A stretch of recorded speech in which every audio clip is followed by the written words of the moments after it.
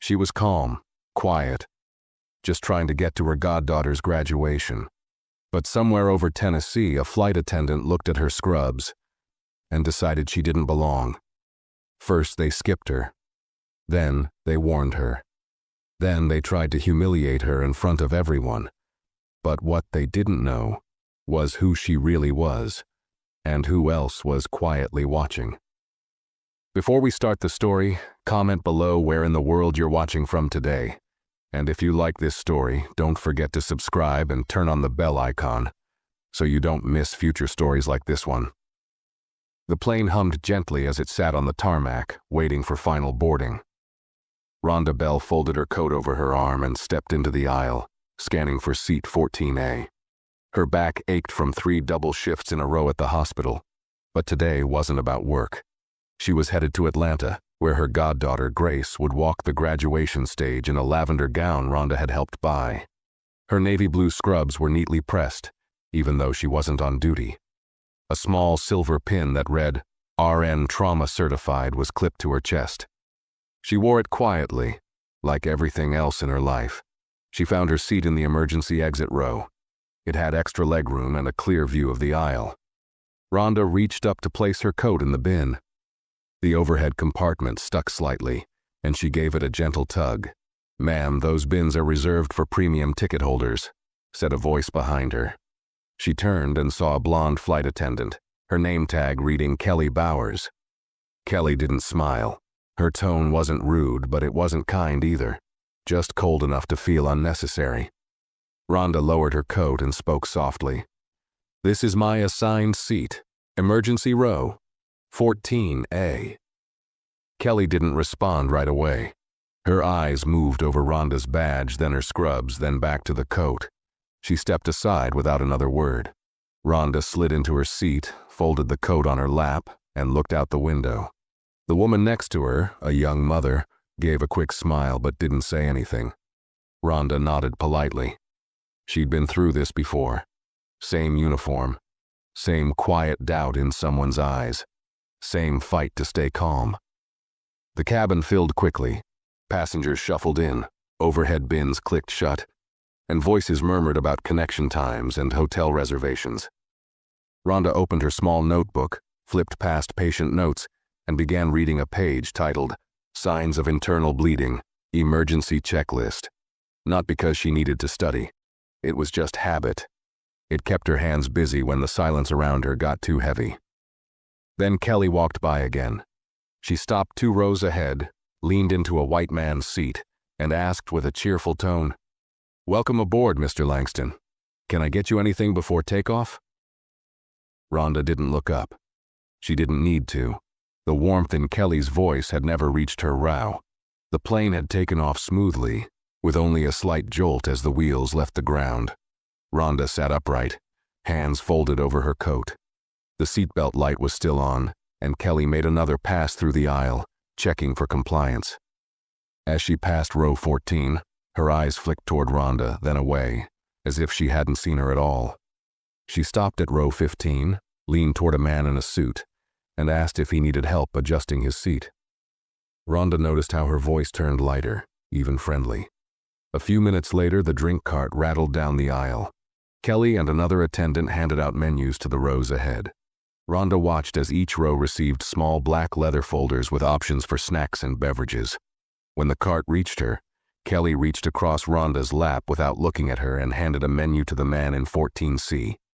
Then she handed another to the young mother in 14B. Rhonda waited quietly, but no menu came. She glanced down, then slowly looked up. Kelly had already turned to row 15. Rhonda cleared her throat gently, but Kelly didn't turn around. The other flight attendant, a younger man with dark-rimmed glasses, glanced at Rhonda and gave her a small, unsure smile. But he didn't speak. Rhonda leaned back in her seat. She wasn't thirsty, not really. She just wanted the choice, the recognition. It was a small thing, a menu, but it spoke loud enough to sting. She had been given no eye contact, no smile, no offer, just air. She kept her face calm, but her fingers gently pressed against her thighs. Not in anger, just to remind herself she was still here, present. Real. The woman across the aisle in 13C gave Rhonda a strange glance. She had noticed too. Rhonda said nothing. She turned the page in her notebook and underlined the phrase, rapid, shallow breathing. Observe, don't assume. Turbulence began lightly. Just a few shakes at first, enough to cause coffee to ripple in plastic cups. The captain's voice came over the speaker, calm and practiced, telling passengers to stay seated and buckle up. Rhonda did as told. She placed her notebook in the seat pocket and sat upright, hands resting on her lap. The woman beside her, a young mother named Camille, based on the diaper bag's name tag, held her baby a little tighter. The infant began to fuss, small whimpers rising with each bump. Rhonda glanced over. Camille's face was tense, lips pressed together, rocking the baby gently but unsure. When the oxygen masks dropped briefly in a mechanical glitch, several passengers gasped. Rhonda didn't panic. Her hands moved instinctively. She unbuckled, reached across to help Camille secure the mask over the baby's face, her fingers swift and steady. Then, like she had done 1,000 times in trauma rooms, she adjusted the mother's strap, speaking low, steady words. It's all right. Just keep breathing with her. Slow. Like that. Seconds later, the masks retracted. The plane steadied. Rhonda returned to her seat, but before she could fasten her belt again, a sharp voice snapped from behind. Ma'am, that was completely out of line. Rhonda turned. Kelly stood there, lips tight, arms crossed. Passengers are not permitted to interfere with safety procedures. That's a federal violation. Rhonda blinked, stunned. She was panicking, she said, nodding toward Camille. Her baby couldn't breathe. I helped, that's all. Kelly's smile was tight and unkind. That's not your role. We have professionals on board to handle emergencies. I am a professional, Rhonda said calmly. I've worked trauma response for over 2 decades. I know what I'm doing. Kelly didn't answer. She just shook her head, muttered something under her breath, and scribbled a note on the back of a slip from her apron. You'll be reported to the captain, she said, sliding the note onto Rhonda's tray without another word. Camille looked horrified. I'm so sorry, she whispered. You helped us. You helped her. Her baby had fallen asleep again, chest rising in soft little sighs. Rhonda nodded, her voice gentle. You don't need to apologize. Some people see a nurse and think we're servants, not protectors. As Kelly walked away, she leaned toward another attendant at the back of the plane and whispered loudly enough to hear. That's why I don't trust people who play hero in scrubs. They always push boundaries. Rhonda heard it. So did the man across the aisle, mid-50s, gray blazer, business laptop open. He looked up, eyes narrowing slightly, but said nothing. Rhonda kept her gaze low, face unreadable, but inside, a quiet ache pressed in her chest. Not because of what Kelly said, but because of how familiar it all felt. How practiced some people were at putting others in their place without ever raising their voice. Rhonda had been seated, calm, respectful, and still somehow she had become a problem. She turned her face back toward the window, eyes blinking slowly, holding back the same tired sting that had followed her through hospital hallways, patient complaints filed too late, and doctors who addressed male interns before her. She pressed her palm against her leg again, not from tension, just to feel something solid, something true. The cabin lights dimmed slightly as the flight moved into cruising altitude. Tray tables clicked. Seatbelts stayed fastened. Somewhere up front, someone chuckled at a movie. But in row 14, everything felt still, tight, like the air was holding its breath. Rhonda Bell sat frozen, her hands resting on her thighs, palms down, steadying herself. She hadn't touched the warning slip that Kelly had left on her tray. It sat there like an unwanted gift, mocking her in silence. Her name was written in sloppy ink, misspelled as Rhonda Bale. No badge number, no timestamp, just vague words. Interfered with safety protocol. Will follow up. She stared at it for a long time. Rhonda had been through worse. Much worse. A gunshot victim bleeding out on a stretcher. A mother sobbing after being told her child didn't make it. 12-hour shifts without food or rest. She could handle pressure. She was trained to. But this slow, deliberate unseeing, being looked at like she didn't belong, like she was a threat for helping a frightened child, this wasn't new. It was just more quiet, more polished. And maybe that's why it hurt more. She reached for her coat on her lap and tucked the slip inside the inside pocket. She didn't crumple it. She folded it neatly, as if keeping a record. She always kept records. Beside her, Camille hadn't said much since the masks retracted. Her baby was asleep again, cheeks flushed, breathing slow. Camille leaned closer now, her voice low. "I should have said something," she whispered. "You helped us. You really did." Rhonda smiled softly. "You had your hands full," she replied. "And you noticed. That's more than most." Camille looked like she wanted to say more but didn't know how. Her eyes filled with guilt. Rhonda reached for her own water bottle, unscrewed the cap, then held it without drinking. She could feel eyes watching her. Not many, but a few. A man across the aisle, a teenager a few rows back. Their looks weren't cruel, just confused, like they'd felt something shift in the air and weren't sure if they were supposed to care. Rhonda had seen that look before too, in break rooms and conference panels. The quiet, "Is this really happening?" look. The silent debate. Do I speak or do I stay in my safe lane? She took a slow sip of water. It tasted warm, flat. Her stomach turned gently, not from the water but from the weight of the moment. She felt her body there, heavy in the seat. Her heart wasn't racing. There was no panic. Just a tired hum behind her ribs. A tiredness deeper than exhaustion. A tiredness that came from having to explain her worth over and over, only to be disbelieved again. The man across the aisle finally spoke, soft and cautious. "Are you all right, ma'am?" Rhonda turned to him. His voice didn't match his posture. He looked uncertain, like he hadn't meant to get involved but couldn't shake the guilt. She nodded once. "I'm okay," she said, even though she wasn't. He nodded back, then returned to his laptop. Rhonda turned her face to the window. She couldn't see anything, just the faint reflection of her own face in the dark glass. Her eyes looked tired. Her curls were pulled back too tight. She had meant to redo them before the flight, but ran late after finishing up at the hospital. As she looked at herself, the face staring back wasn't angry. It was used to this. That was the saddest part. She closed her eyes for a moment, not to sleep, just to rest her thoughts. But her mind wouldn't still. It pulled up memories like old bruises rising to the surface. She remembered her first month as a nurse, when a surgeon had mistaken her for janitorial staff and asked her to mop up a spill. She remembered the old woman in room 7 who refused her care because she didn't want someone like her touching her. She remembered staying silent more times than she could count, not because she was weak, but because speaking always came with a cost. Her fingers tapped lightly on the armrest. One tap. Pause. Another. The rhythm gave her something to hold on to, something she could control.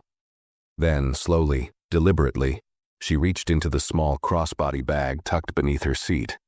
Inside was her ID badge from Memorial Heights Medical Center. Behind it, an older, worn card, a laminated certification from the National Emergency Nurse Board.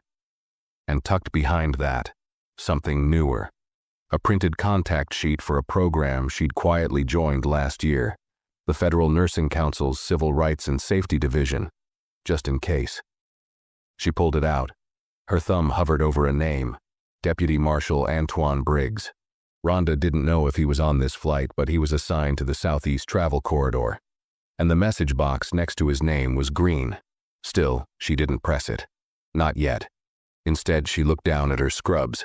Clean, pressed, navy blue. No stains, no wrinkles, not a sign of chaos or panic.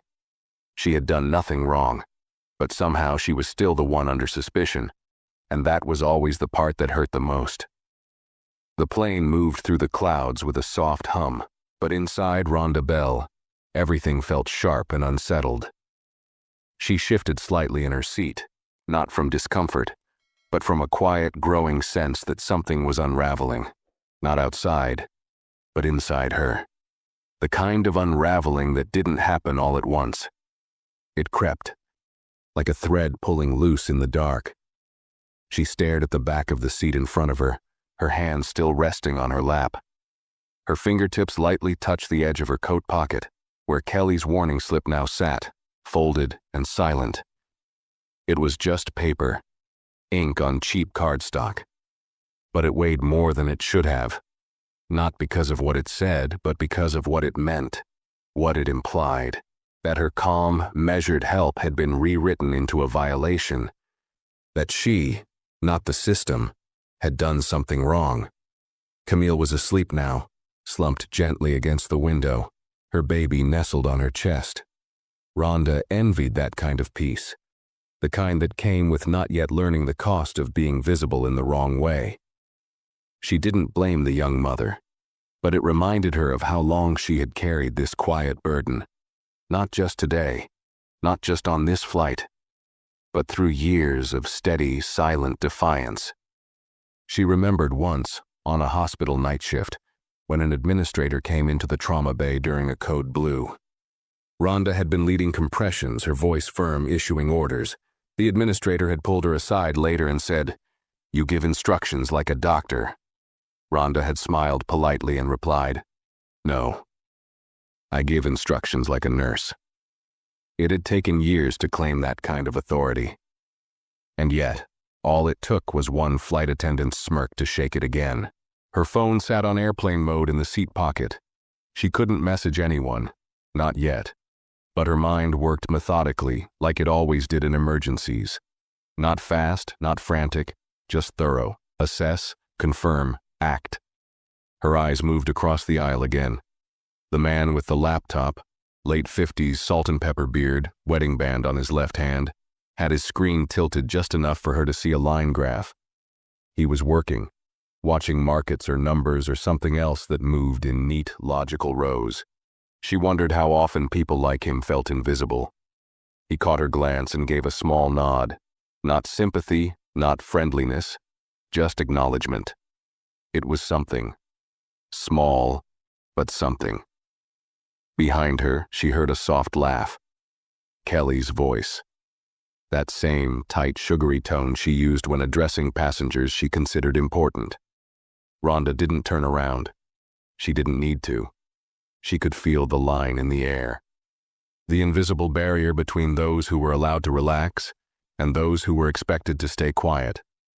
Kelly passed her row again, walking slowly, balancing a tray with bottled waters and snack packets. As she reached row 13, she leaned over with a wide smile. "Would you like sparkling or still?" she asked the woman in the aisle seat. The woman chose sparkling. Kelly handed it to her with 2 napkins and a polite nod. Then she skipped row 14 entirely. Rhonda watched, her heart steady but her thoughts rising. The man in 14C, the same row as her, looked surprised. He leaned toward Kelly, gesturing. "Excuse me, can I get a water too?" Kelly blinked, like she hadn't expected the request. "Oh, of course," she said, her voice tightening just a little. She handed him a bottle, no napkin this time, then continued walking. She didn't acknowledge Rhonda. Not a glance. Not a word. The man looked toward Rhonda, confused. "Did she—" he started. Rhonda shook her head. "Don't worry," she said. "I'm not thirsty." She wasn't lying. She wasn't thirsty. But she was tired, in the way that went beyond the body. Tired in her ribs, in her bones, in the part of her that had once believed kindness alone could fix anything. The tray clattered slightly as Kelly moved up the aisle. More laughter, more glasses, more comfort, all handed out with the smooth rhythm of someone who knew exactly where to pour their energy and exactly where to withhold it. Rhonda looked back at her bag. The name was still there. Deputy Marshal Antoine Briggs. She tapped her finger against the laminated card. Once, twice, her thumb hovered over the message field. She didn't want to escalate things. That's what they always said. Don't escalate. Don't make it bigger than it is. Don't cause trouble. But maybe that was the point. It was already big. She just hadn't made it visible yet. Rhonda let out a long, slow breath through her nose. Then she tapped. A green check mark appeared. Message sent. The cabin remained dim, with only the overhead reading lights flickering here and there like quiet beacons.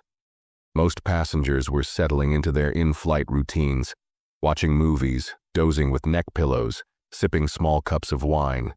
But Rhonda Bell sat upright, motionless, her hands folded gently on her lap as if she were back in a hospital waiting room, waiting not for a diagnosis, but for a decision.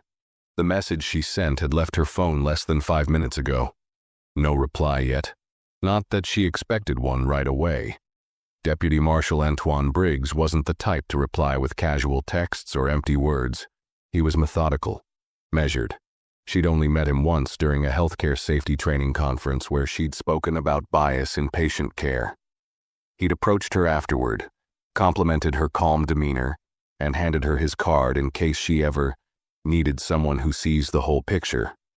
She had kept the card tucked behind her ID ever since. Still, pressing send wasn't easy. Her mind played its usual game, that long inner debate that came every time she had to weigh her dignity against the price of speaking up. Was it enough to report? Would anyone believe her? Was she being sensitive? Would it turn into something bigger than she wanted? Would it follow her home? That last question lingered. Things like this never stayed neatly in the moment. They left traces, in side glances at future flights, in policy notes, in the way a colleague might say, "She's a little hard to please," without ever hearing her side. And yet, if she stayed silent, this would keep happening. To her, to others. Quiet bias didn't stop because it was ignored. It grew in the silence. A soft ding interrupted her thoughts. The seatbelt light flashed briefly, then disappeared. The captain announced they were cruising over Tennessee. 2 more hours until landing in Atlanta. Rhonda shifted in her seat and adjusted her coat, feeling the folded paper inside. Her fingers paused there for a moment, touching the slip as if trying to draw strength from its sharp edges. Then she looked up and locked eyes with Kelly. The flight attendant was standing a few rows ahead, speaking softly to a couple who had just woken up. But something about the way she glanced back at Rhonda was different now, like she sensed something had changed, like she'd felt a shift in control she couldn't name. It was brief, a flicker. Then she turned away, still smiling, still performing for the others. Rhonda sat back, eyes scanning the cabin. Most people hadn't noticed anything unusual. That was the power of subtle discrimination. It didn't scream, it whispered. It blended in with routine. It dressed itself as company policy or miscommunication. And by the time anyone noticed, the damage had already settled into someone's skin. Her eyes landed on the young man in row 12, a teenager with earbuds and a black hoodie. He'd been watching quietly. Their eyes met for a second. He gave a small nod. Nothing dramatic. But his gaze wasn't empty. It said, "I saw it." And somehow that helped. Not in the fix-everything way, but in the way that made her feel less alone. Another ding. This one was quieter, coming from her smartwatch. Rhonda glanced down. A soft green notification lit up on the screen. One word. Received. No long message, no dramatic alert. But she knew what it meant. Marshal Briggs was on the flight. Her heart didn't race, her hands didn't shake. She'd lived through enough nights in trauma bays to know the difference between fear and readiness. What she felt now was something quieter, a resolve settling into place like a final puzzle piece. She looked ahead. Nothing had changed visibly. The flight attendant still moved between rows, refilling drinks, adjusting blankets. The man across the aisle had fallen asleep, chin resting on his hand. And yet everything felt different, because now she wasn't the only one who saw. Rhonda leaned her head against the window, eyes open, watching nothing but darkness outside. The wing lights blinked softly against the clouds. Somewhere behind her, quiet justice had begun to take its first steps. No shouting, no warning, just presence, seen and unseen. And Kelly, still smiling, still skipping her row, had no idea that the air had shifted. Not just for this flight, but for her. The flight continued in silence, but for Rhonda Bell, every sound in the cabin had sharpened. Every click of a seatbelt, every shuffle of feet, every polite exchange between flight attendants and other passengers. It wasn't noise, it was awareness. She sat perfectly still, but inside her, something had begun to wake up. Not rage, not panic, but that quiet, powerful thing that comes when you know you're no longer isolated in what you're feeling, when someone else sees it too. Still, she didn't relax. She couldn't. That wasn't how her mind worked. Years in the ER had trained her to read every detail, every pattern, to expect what others missed. And right now she could feel something building. It wasn't visible. It wasn't loud. But it was there, like a change in air pressure before a storm. Kelly had passed by twice since the green light on Rhonda's watch had blinked. Both times she hadn't spoken. Not to her, not even a glance. But the performance for everyone else had grown even more polished. She knelt by an elderly man's seat to adjust his blanket. She offered chocolates from a small tray to a pair of businessmen, smiling as if she were hosting a gala instead of running a flight. She bent slightly more, tilted her voice higher, touched wrists when handing drinks, all signs of a woman who had crafted her public face to perfection. And yet, she was avoiding row 14. It wasn't subtle anymore. Rhonda noticed that the man in 14C, who still hadn't finished his bottle of water, kept glancing her way. He looked uncomfortable, like he was trying to make sense of something he couldn't quite name.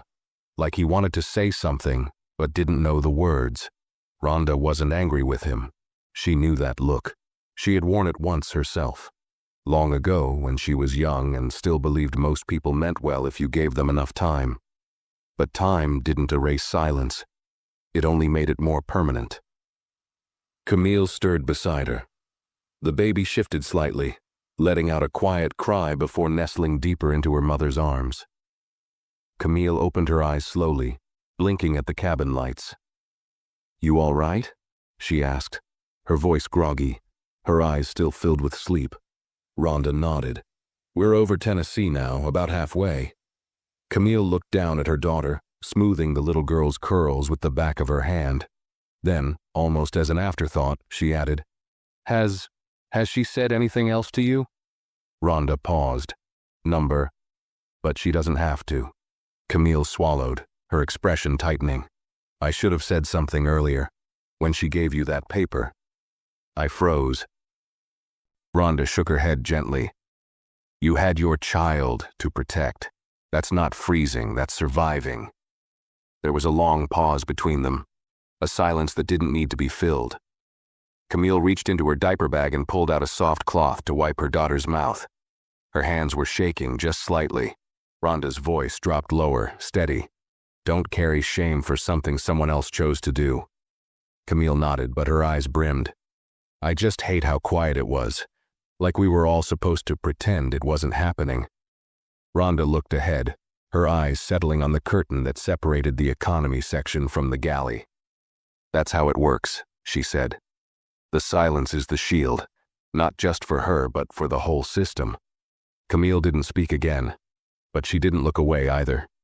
Then, a new voice broke through the calm. "Miss Bell?" Rhonda turned. A man stood near the aisle, tall, bald, dressed in a charcoal gray sweater and navy slacks. He looked like any other passenger, except for the small black earpiece in his left ear and the lanyard badge half tucked into his waistband. He didn't flash it. He didn't need to. It was Antoine Briggs. His eyes were steady, his expression unreadable. But there was something in the way he stood, slightly angled, giving her space, not crowding, not performing, that told her he knew exactly what was happening here. Not just the surface details, but the texture of it, the unspoken layers. Rhonda straightened in her seat. Her voice was calm. "Yes?" "I won't stay long. he said softly. Just needed to confirm you're safe, and that you don't require anything at this time. His words were official, rehearsed, the kind used in protocol. But his eyes said something different. You were right to speak, and I've seen this before. I'm fine, Rhonda said. For now. He gave a single nod. Understood. He turned, heading back toward the front of the cabin, slow and casual, as if he'd just stretched his legs. To anyone watching, he was just another traveler walking to the lavatory. But to Rhonda, it was confirmation. She wasn't alone now, and whatever came next wouldn't disappear when the wheels touched down. She folded her hands again and rested her head lightly against the window. She didn't close her eyes this time. She wanted to see everything. Rhonda Bell stayed still, her head turned toward the cabin window, though there was nothing to see beyond the glass. Just darkness, soft and endless, broken only by the blinking red light on the wing. The world outside felt quiet, but inside the aircraft, she could feel a kind of electricity building, subtle, charged, like air before a lightning strike. She kept her body calm. No sudden movements, no shifting. Only her fingers moved, gently stroking the edge of her coat sleeve, as if she were smoothing fabric that had never wrinkled. Antoine Briggs was real. He had stood there beside her seat, eyes steady, tone professional, but his presence had been a declaration. Rhonda didn't need fanfare. She didn't want confrontation. She just needed someone to recognize the weight of what had been done without calling it something else, without minimizing it, without flipping the script and asking if she had misunderstood. She had spent a lifetime being asked to explain herself in rooms that already decided she didn't belong. This wasn't about a drink, or a skipped menu, or even that insulting slip left on her tray. It was about the subtle way Kelly Bowers had let everyone around her know, in small, deliberate actions, that Rhonda wasn't equal in that cabin, that her presence required control, policing, that her kindness, her silence, her calm were irrelevant. They always push boundaries. That sentence kept echoing. Rhonda had heard it before, not always in those words, but in the tone. In how a supervisor might tell her she was very direct when all she did was ask a clear question. In how a physician might raise an eyebrow when she challenged an outdated protocol, only to later repeat the exact same suggestion as if it were his own. In how some patients refused her care unless it was an emergency, when it was too late to care who saved them. Now here, at 35,000 feet, she had been reclassified with a single smirk and a paper slip. And yet, no matter how often it happened, the part that hurt wasn't the insult itself. It was the way others let it sit, unchallenged, floating in the air like nothing had happened. That's what slowly eroded you. Not the strike, the silence. She turned slightly, just enough to look down the aisle. Kelly was still moving about, making her rounds with the kind of poise that suggested complete comfort. She leaned in toward passengers when she spoke, laughed softly, offered refills like it was a luxury tasting room instead of a mid-tier commercial flight. But her smile didn't reach her eyes. Something had shifted. Rhonda noticed it now. The way Kelly's hands fidgeted more at the drink cart, the way her glances down the cabin became less fluid, more calculated. She was searching for something, or someone. Likely wondering if the sudden presence of Antoine Briggs meant more than it appeared. She wouldn't say anything, of course. She'd stay composed. That's what people like her did. They hid behind policy and practiced customer service tones. Because confrontation wasn't their way, until it came for them. Across the aisle, the man with the salt and pepper beard had put away his laptop. His posture was more upright now, hands folded in front of him, eyes flicking toward Rhonda every so often. When she glanced at him briefly, he offered a nod, more direct this time. Not pity, not curiosity. Just a quiet signal. I'm paying attention. It mattered. She didn't need a savior, but she needed witnesses. Injustice, when left unwitnessed, became memory, and memory alone didn't create change. But when enough people saw it, really saw it, then silence started to crack. Camille stirred again and gave Rhonda a soft, uncertain smile. Her baby was still asleep, but she reached across gently and touched Rhonda's wrist. "Thank you again," she whispered.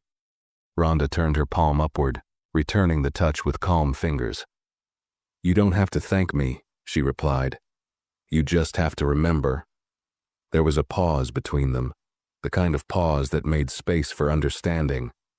Camille bit her lip and looked toward the front of the plane. "Something's happening, isn't it?" Rhonda's eyes didn't move. She kept her gaze ahead, voice level.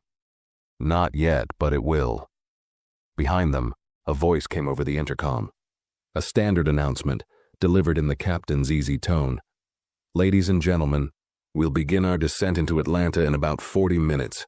Please remain seated until the seatbelt light is on. Thank you for flying with us."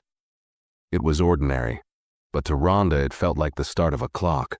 She adjusted her coat, smoothed the creases, sat up straighter, not tense, not braced for a fight, just prepared, because she knew how these things unfolded. First came the looks, then the discomfort, then the effort to minimize, then the quiet scramble to restore order. Not justice, just comfort for the ones who caused the harm. But this time, order would not return on their terms. This time, someone had noticed. And Kelly Bowers, who had handed out drinks and smiles while skipping a single woman in scrubs, was about to realize that her choices hadn't gone unseen. Rhonda didn't move, didn't signal anyone. She just looked forward, calm and unshaken, as the engines hummed softly and the world outside began to rise up toward the plane. She had done nothing but help a mother calm her baby. And now, the sky itself felt like it was tilting back in her direction. The first sign that something had shifted came in the form of movement, not loud, not rushed, but deliberate. As the flight began its slow descent, the cabin lights brightened just a touch. Passengers stirred in their seats, adjusting reclines, reaching for carry-ons. There was that usual soft rustle of end-of-flight energy, people preparing to land, minds shifting from clouds to concrete. But in row 14, Rhonda Bell remained still, her posture quiet but alert, like a nurse watching vitals in the seconds before something changes. From the corner of her eye, she noticed it. Kelly Bowers walking up the aisle, clipboard in hand. No cart this time, no snacks or drinks. Just the performance of order. She was stopping at random rows now, asking about service, jotting notes. Her face was tight, polite. Too polite, like a mask worn a little too long. Rhonda's breath slowed as Kelly approached. "Hi there," Kelly said sweetly to the man in 14C, her tone light. "Just checking in before landing. Was everything all right with your flight today?" The man blinked. He hesitated. Yes. Fine." Kelly smiled, then turned slightly, just enough to glance at Rhonda. Their eyes met for half a second. Kelly's expression flickered, too fast to name but not fast enough to hide. She opened her mouth, but no words came out. Then, pretending as if she'd forgotten something, she took a sharp step back and moved on to the next row.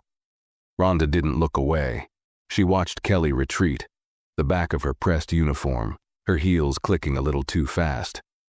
That was the thing about people like Kelly. They were confident when the power was on their side, when silence protected them. But the moment they sensed scrutiny, real scrutiny, they grew cautious, defensive, because deep down they knew they'd been skating on assumptions, not merit. Rhonda's hands stayed folded over her coat. Inside the inner pocket, the folded slip still pressed against the fabric, not shredded, not discarded, just there, waiting. She heard the quiet buzz of the intercom again, this time from a different voice, male, calm, director. "Ladies and gentlemen, for the remainder of the flight, we ask all passengers to remain in their seats with seatbelts securely fastened. Flight attendants will complete final checks shortly." The tone was slightly different than earlier, slightly more official, controlled. Camille sat up straighter. "That's new," she whispered. Rhonda didn't answer. She didn't need to. Across the aisle, the man who had offered her a nod earlier now looked fully alert. He closed his laptop and sat back, eyes forward, watching. Not out of fear, but focus. Something was forming. And Kelly felt it too. She had stopped moving up and down the aisle. Instead, she now stood near the front galley, speaking in low tones to another flight attendant. They kept their voices hushed, but even from this distance, Rhonda could see the tension in Kelly's shoulders. The way her arms stayed folded tight across her chest, clipboard pressed against her ribs like a shield. Rhonda leaned back into her seat and exhaled slowly, the breath leaving her lungs steady and deep. Her eyes closed just for a moment, not to sleep but to center herself. It wasn't that she wanted Kelly to be humiliated. That was never the goal. She didn't want apologies or fake kindness, or someone suddenly pretending to care. What she wanted was clarity, for someone to finally say, yes, this happened. Yes, it was wrong. Yes, it stops now. Too many times people like Kelly got to walk away untouched, because their words were careful, their smiles were polished, their bias wore a name tag and a practiced script. And people like Rhonda, they were expected to take it, to smile through it, to rise above, to keep proving day after day that they were professionals, not problems, but not today. Rhonda's smartwatch buzzed quietly. She looked down. Message received. Internal review initiated. Cabin observation footage retrieved. Personnel documentation pending. 6 lines, clean, clinical. But they landed heavier than anything else that day. Rhonda's heart didn't race. It settled. Her body felt grounded again, anchored to the leather seat as if she finally weighed what she had always carried. Her identity, her profession, her years of silent tolerance, all of it was no longer invisible. Kelly turned once more to scan the cabin. She didn't look directly at Rhonda, but this time, she didn't need to, because now Kelly knew. Rhonda was not just another woman in scrubs. She was the reason the silence would break. The seatbelt sign dinged on. One final chime before descent. Passengers stirred with familiar movements, closing trays, sliding bags back under seats, adjusting armrests. It was the mechanical part of flying, the instinctive end-of-journey routine. But for Rhonda Bell, the routine felt heavier now. Not because she feared what came next, but because she knew it was already in motion. She sat upright, posture composed, hands resting on her knees. Her coat remained folded neatly in her lap, though she hadn't touched it in nearly an hour. It held that flimsy warning slip, and something about keeping it untouched felt right, like evidence waiting patiently for the world to stop pretending. The cabin lights were now bright enough to show every detail, every line on tired faces, every crack in the smiles of the crew, every forced gesture that used to pass as hospitality. Rhonda noticed it all, and most of all, she noticed Kelly. The flight attendant had retreated into a performance of normalcy, but it no longer fit her as easily. She no longer moved with the same ease. The smile stayed, but it came too quickly and left too soon. She approached row 11 to collect trash but avoided eye contact with anyone in row 14. Her clipboard was gone now, replaced by folded arms and sharp glances that never fully landed. There was a weight pressing behind her gestures, like someone who knew she'd been watched, not by passengers, but by the system she thought would always stay on her side. Rhonda knew that weight well. She had felt it in staff meetings when her words were taken under consideration and then quietly removed from policy drafts. She had felt it during evaluations when her years of leadership were rewritten as independent, but sometimes difficult to manage. She had felt it when newer, less experienced staff were offered roles she had already outgrown, the weight of being correct, but not believed. Today, that weight had shifted, and Kelly was the one feeling it now. Still, Rhonda didn't gloat. There was no satisfaction in someone else's discomfort, not for her. She wasn't built that way. She didn't want Kelly to fall apart. She just wanted her to stop standing on the backs of people like her. Her watch buzzed again. Message: Cabin crew ST-401 marked for immediate post-flight debrief. Marshal presence confirmed for post-landing contact. Short. Director. Like the click of a switch being flipped. Rhonda glanced forward. Antoine Briggs had reappeared near the front row. no longer pretending to be just another passenger. He stood with hands lightly folded in front of him, calm, collected. He wasn't staring at anyone, but his presence anchored the aisle like a fixed point, like a silent warning to anyone still pretending they hadn't seen what was unfolding. Camille shifted beside her, adjusting her daughter's blanket and whispering a soft lullaby. Her fingers trembled slightly as she tucked in the child's hood. She looked over at Rhonda, her eyes filled with something unspoken.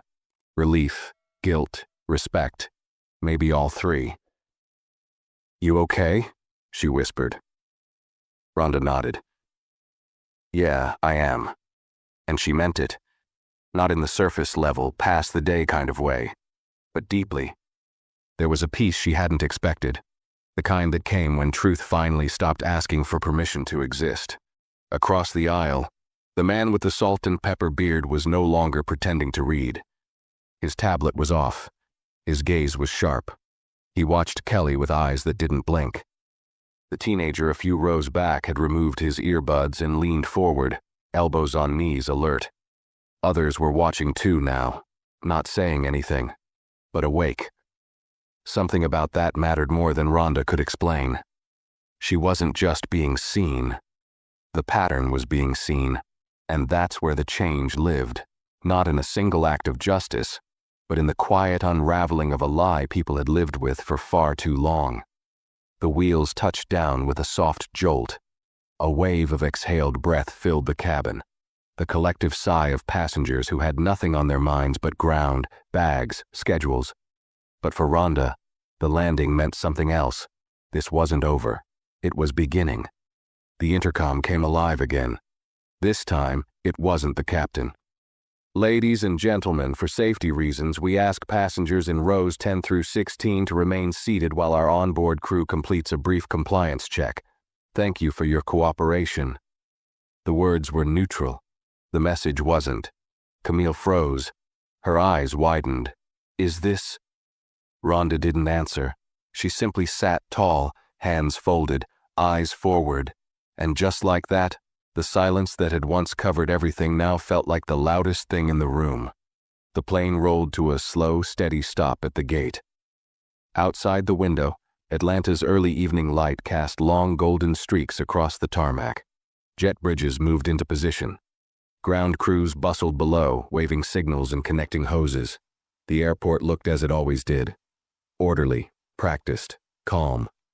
But inside row 14, Rhonda Bell sat frozen in something far more complex. Her seatbelt was still fastened. She hadn't moved a muscle since the landing. She hadn't even blinked much. The soft announcement requesting passengers from rows 10 through 16 to remain seated had sealed her stillness. The words hadn't been sharp. There was no accusation in their tone. But Rhonda knew their weight. That voice had marked a boundary.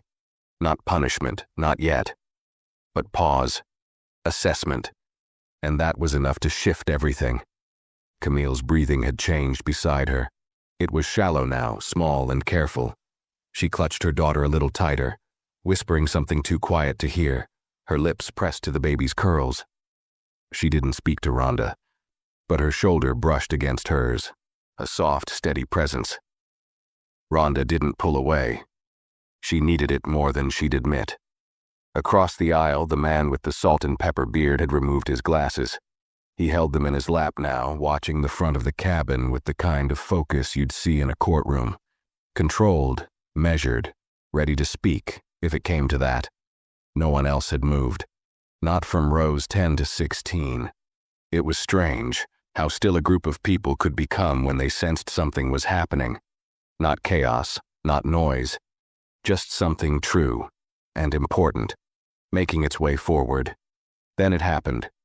Two figures boarded the aircraft. They came in fast but not aggressive. No stomping boots, no loud voices. Just presence. One wore a blazer and an ID badge clipped to his chest. The other carried a small digital tablet and a folder marked in red, Stratus Internal Compliance. Rhonda didn't flinch. They weren't coming for her. They moved down the aisle with quiet precision until they reached row 15. Then, without warning, they turned and faced the galley at the front, where Kelly Bowers stood with her hands behind her back, smiling too widely at nothing. "Miss Bowers," the man with the badge said, his voice level but audible. "Please gather your belongings and step toward the rear cabin. We'll escort you to the debriefing area now." The plane did not make a sound, not at first. Then came a soft intake of breath from somewhere in row 11. A whispered, "Wait, what?" from the teenager behind. Even the baby on Camille's chest turned her head, eyes blinking open. Kelly didn't move at first. Her smile cracked, just slightly. Then she let out a small, brittle laugh. "Is this about the report? There must be. I followed protocol." The man with the folder didn't blink. "Miss Bowers, now." Kelly's gaze darted briefly down the aisle, maybe looking for backup or someone to protest on her behalf. But no one moved. Even her fellow crew member, a younger man near the back, kept his head down, pretending to organize trash bags that didn't need organizing. And then, Kelly looked at Rhonda. For the first time, really looked. Not past her, not through her, but directly at her. There was no apology in her face, no realization, just confusion, as if she still didn't understand what had happened, as if she truly believed that smiling while skipping someone's row, misreporting a helpful act, and offering service only to the ones who looked like her, wasn't enough to trigger consequence. But it had. Rhonda didn't return the stare. She didn't owe her that. Instead, she looked ahead, her jaw relaxed, her breath slow. Kelly finally moved. She walked the length of the aisle with the two agents behind her, her steps tight and fast. Not dragged, not forced, but no longer in control either. When she passed Rhonda's row, her head turned slightly, but her eyes didn't meet anyone's. Not anymore. And just like that, she was gone. The air changed after she left. Not in a loud, celebratory way. Not with whispers or claps or sideways grins. Just a slow, collective release, like the entire cabin had been holding something in, and now, finally, it was allowed to breathe again. A pause. Then a second announcement came through, this one from Antoine Briggs. "We'd like to thank all passengers for your cooperation during that delay. You may now begin deplaning from front to back. Please remain courteous to fellow passengers as you exit." Click. The intercom went silent. Rhonda didn't move. Camille turned to her, eyes wide. "Is it really over?" Rhonda gave a small, quiet smile. Not of triumph, but of truth. Number. But it started. Passengers began to stand now. Bags came down. Seatbelts unclicked. Movement returned. As Rhonda slowly reached for her bag, the man across the aisle leaned in, voice low. "I saw all of it. If they need a statement, I'll give one."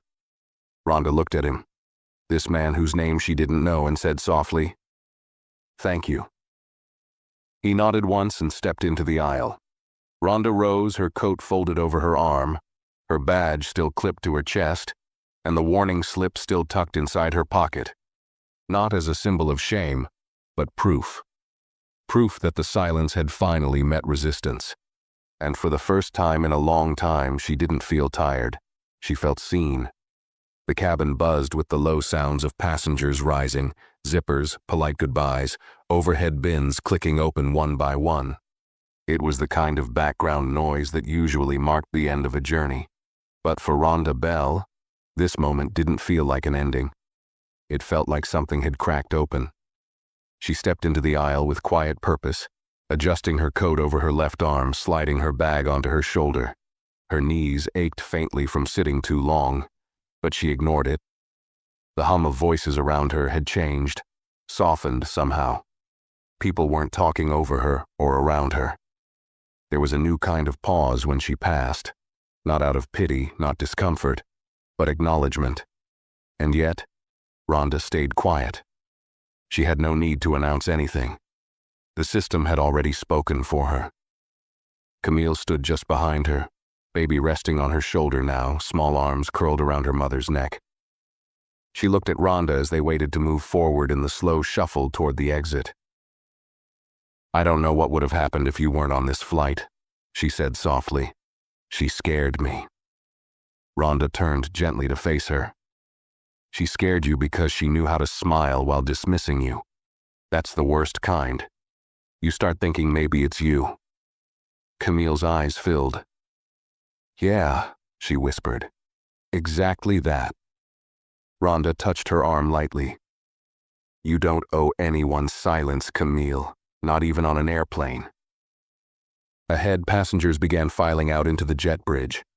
Antoine Briggs now stood near the cockpit door, off to the side, speaking quietly with a uniformed agent. He looked up as Rhonda approached. Their eyes met, and this time, he didn't nod like an official. He nodded like a man who understood. Thank you, he said under his breath, for trusting it would be handled. Rhonda gave a small, tired smile. Thank you for not needing an audience to do your job. Antoine's lips twitched slightly at the corners. Almost a smile, almost not. If you'd like to file an official statement, the compliance office will reach out. I left everything they need, she replied. In writing. I don't need to tell it twice. He stepped aside, allowing her to pass. The jet bridge was colder than expected, the air stiff and mechanical. Rhonda tightened her coat at the collar. People in front of her moved in waves, disappearing into the terminal like water disappearing into sand. She kept her pace steady, her back straight. As she stepped into the terminal, the sound shifted. Brighter, harsher, the chaos of an airport evening in full swing. Boarding calls, luggage wheels, children laughing.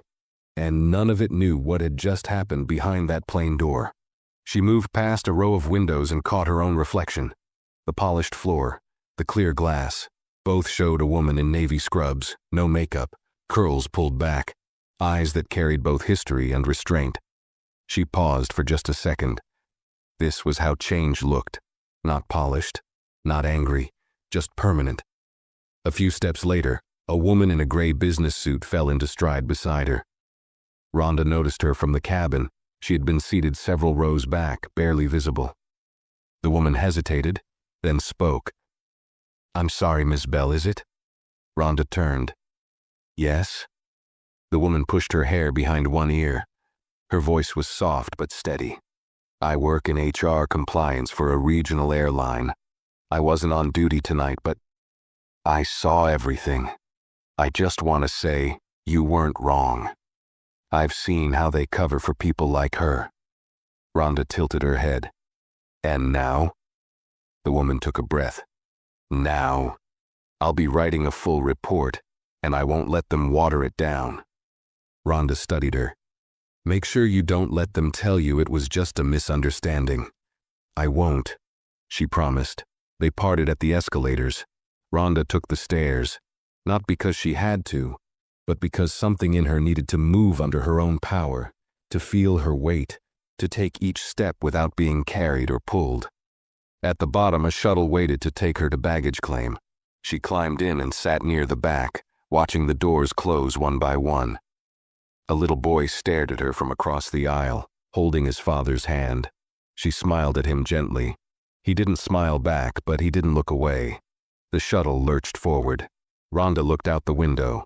The dark sky outside still hung heavy over the airport, the city's lights blinking like slow, thoughtful reminders. She felt something shift in her chest. Not pride, not even relief, but certainty.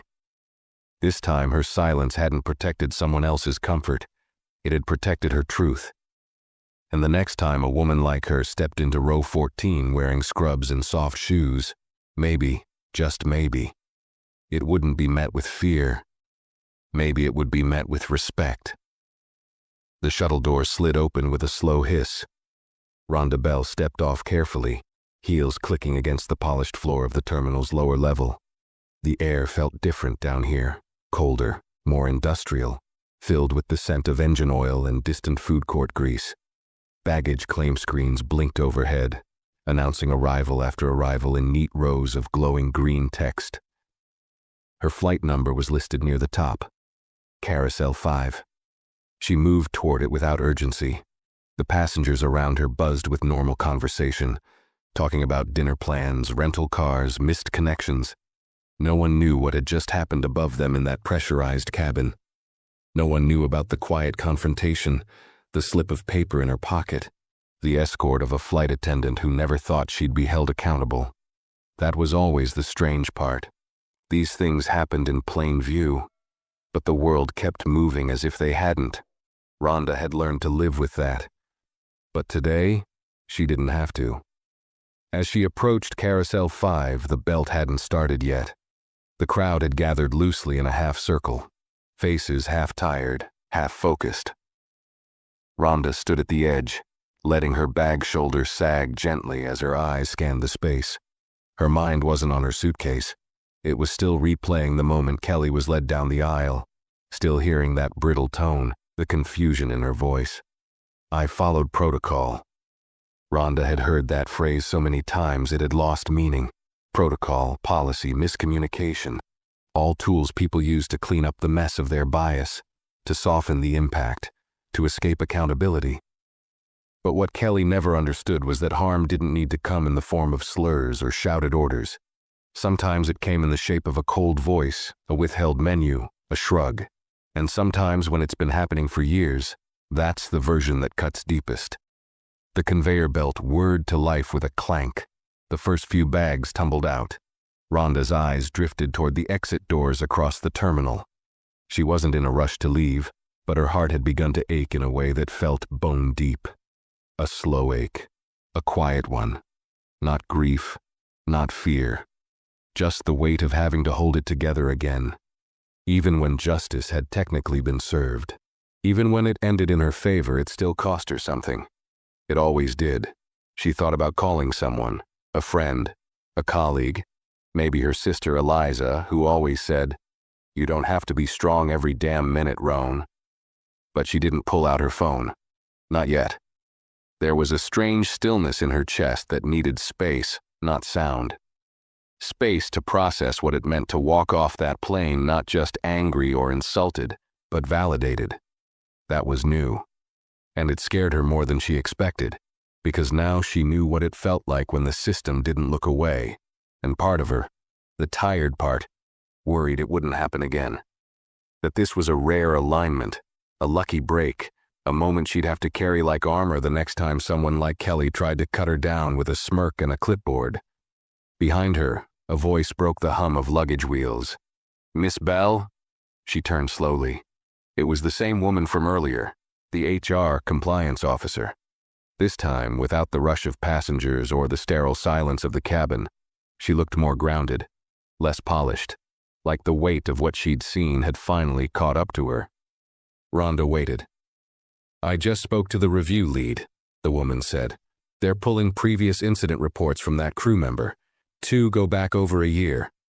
Rhonda raised her brows, but said nothing. "She had a pattern," the woman added. "But nothing ever stuck. This time it will." Rhonda held her gaze for a long second.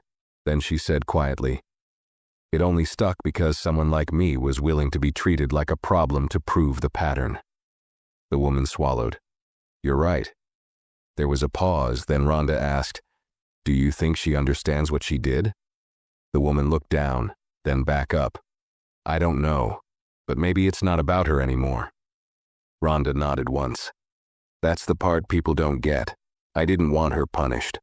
I just wanted the harm to stop." The woman didn't respond. She didn't need to. Another bag slammed onto the belt, and Rhonda spotted her suitcase. Black, worn at the edges, a yellow ribbon tied around the handle like always. She stepped forward, lifted it smoothly, and wheeled it toward the exit. As she walked, the weight of the day began to settle differently in her chest. It didn't crush her like it usually did. It just sat there like something that had finally been named out loud. She passed the automatic doors, the thick glass parting with a low groan. The city air hit her face, warm, sticky, and alive. A line of taxis waited at the curb, engines idling. She didn't get in one yet. She stood there for a moment, her hand on the suitcase handle, the wind brushing the edge of her collar. She thought of every nurse who'd been dismissed, every woman who'd sat in row 14 and never said a word, every child watching their mother shrink under someone's polite hostility, and she knew Tonight wasn't just about her. It never really was. Rhonda Bell stood at the curb beneath the terminal's steel overhang, her suitcase upright beside her, its wheels locked in place like a second spine. The night air was thick with heat, still clinging from the day, and carried the scent of fuel and distant rain. The kind of heat that settled behind your ears and at the back of your knees. She didn't mind it. Not tonight. Taxis lined up like quiet yellow ghosts, headlights glowing, drivers tapping steering wheels with bored fingers, waiting for their next name, their next destination. A young woman to her left climbed into a car with flowers in hand. A man with a Bluetooth headset barked into his phone as he pushed a cart full of golf clubs into a van. Everyone was going somewhere. Everyone had already moved on. Rhonda hadn't. She stayed rooted, not because she was stuck, but because part of her needed a minute longer to absorb what had just happened. Her legs could carry her forward, sure, but her mind was still in that aisle, still hearing the click of the intercom, still seeing Kelly's face shift from power to panic. There was a feeling growing in her chest, but she didn't have a name for it. It wasn't triumph. She hadn't won a prize. She hadn't defeated a villain. It was quieter than that. Deeper. It felt like confirmation that the world she kept trying to explain to people, one where you were polite and competent and still treated like a risk, did exist. That someone finally acknowledged it without asking her to shrink her voice to get there. But alongside that feeling was something sharper. Not bitterness. Not quite. Grief. She couldn't deny it. For every time she had swallowed her pride to keep a job, for every eye roll she'd absorbed with a half smile, for every, "Are you sure that's what happened?" she had ever had to sit through while pretending she didn't already know the answer. Tonight had proven she wasn't imagining it. And somehow, that validation hurt too, because it meant all of it had been real. She pressed her head gently against the window. The cool glass grounded her. Her thoughts drifted to Grace, her goddaughter, whose graduation was tomorrow. That was why she had boarded that flight in the first place. That was what all of this had tried to distract her from. Grace had once told her, during a hospital visit, "You make being strong look easy." Rhonda had smiled and replied, "That's because you never see the cost." Now she thought about what it had cost her today. Not just energy, not just comfort, but something deeper. Vulnerability. The kind of exposure that didn't leave bruises but left you changed. She had stood up for herself in the most restrained way possible. No shouting, no anger, no spectacle, just truth. Quiet and plain. And it had been enough. But it shouldn't have taken that much. She closed her eyes for a moment. Not to sleep, she was too alert for that, but to feel. Really feel what had shifted inside her. There was a deep ache in her chest. Not pain, not sadness exactly. Something older. Like a tension that had been held too long. Like breath that had never been fully released. She remembered vividly the look in Kelly's eyes when she was escorted down the aisle. That frozen shock.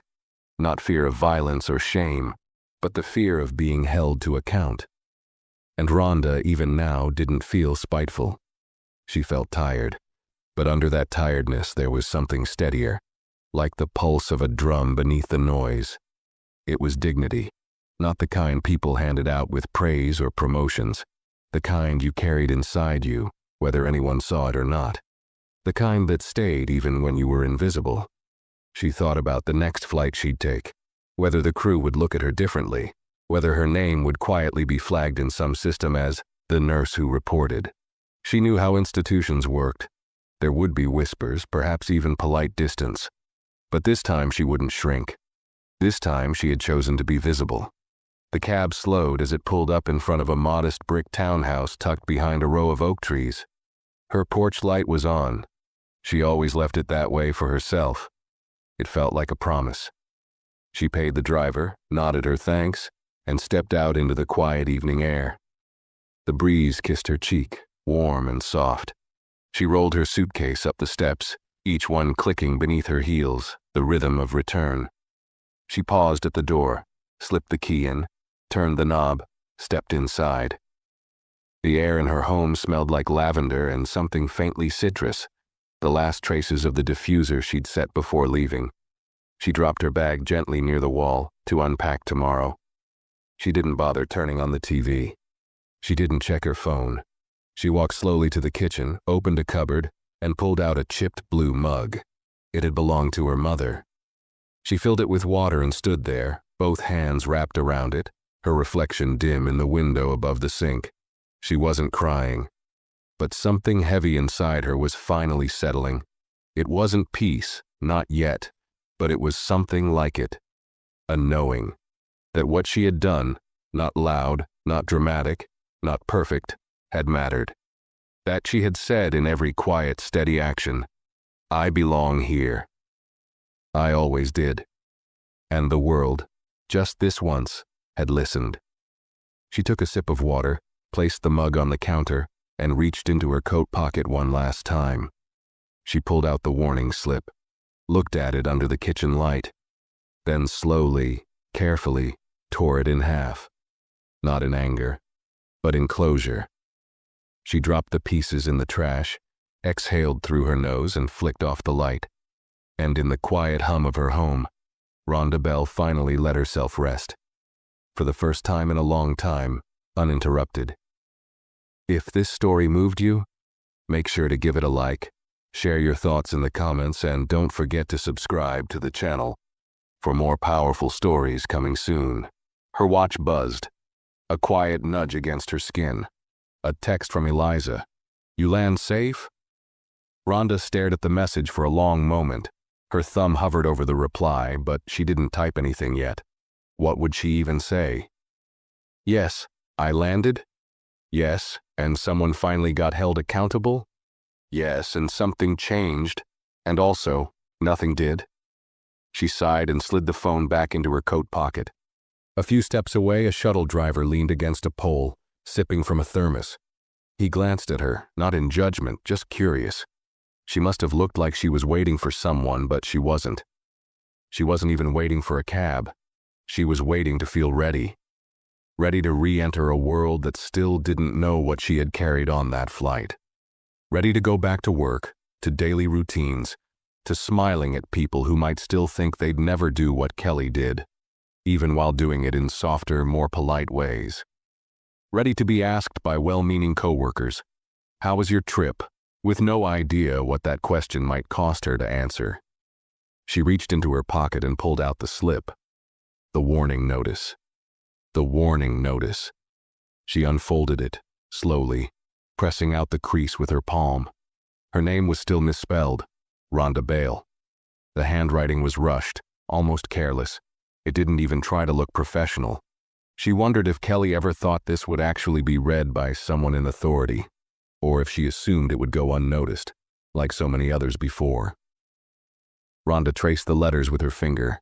Then she folded the slip again and placed it inside her wallet. Not as a trophy, not as evidence, as memory. So she'd never let herself believe it didn't happen. So she wouldn't forget how close she had come once again to being erased. Her phone buzzed a second time. Another message.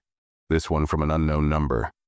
"This is Senior Agent L. Dorsey from DOT Compliance. If you're willing, we'd like to hear your statement in more detail. The audit will include training records, crew complaints, and flight audio. Your report triggered the investigation. Thank you." Rhonda stared at the screen. She hadn't expected that. Her eyes blurred for a moment, not from tears, but from weight. That sudden realization that her voice had gone further than just the cabin, that it might shape something she couldn't even see. And that scared her too, because part of her wasn't sure she wanted to keep being the one who speaks up. She didn't want to always be the mirror people were forced to look into. She wanted just once to be the person who boarded a flight, sat in her seat, and was left in peace.